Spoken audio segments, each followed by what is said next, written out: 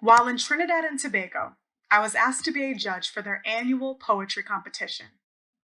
As I entered the venue, I looked around and saw local artist paintings along the walls reflecting Black people and Black culture. Young men and women with large curly hair, dreads, or a beautiful scarf covering their hair were sharing poems, stories, and positive thoughts about the competition that evening, while others practiced their poems alone in corners. I moved to the back of the building where the judges sat and finally reached the stage, the single microphone standing in front of a sea of chairs. As we began to start, I thought this poetry competition would have to be different from the ones in New York City. I expected a different performance style from the poets. I expected a different behavior from the audience. But as it started, the cheers, the love, and most importantly, the snaps went through the crowds. You see, during poetry performances, the audience typically snap their fingers instead of clapping. I turned around shocked and remembered this is poet culture. Why would it be extremely different in Trinidad and Tobago from New York City? What was I expecting?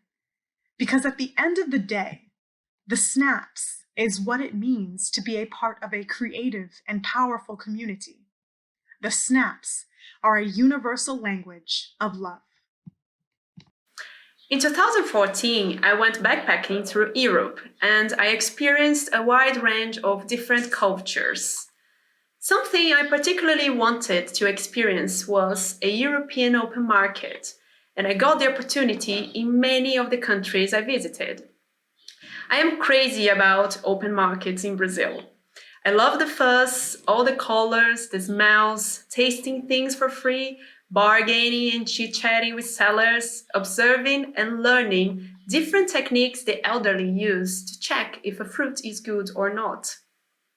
So when I was traveling through Europe, I wondered if the open markets would be very different from the ones we have here. Would they be equally busy? Would they sell similar products? Would the sellers and buyers behave in similar ways? I visited open markets in France, Germany, England, the Netherlands, Finland, and Sweden. To my astonishment, I felt the same joy I usually feel when visiting open markets in Brazil. The food and fruits were different, but the feeling and the atmosphere was identical. People were visiting the markets with their families, there were kids running and playing around, and the smells of fresh fruits, vegetables, and food blended in a way I recognized.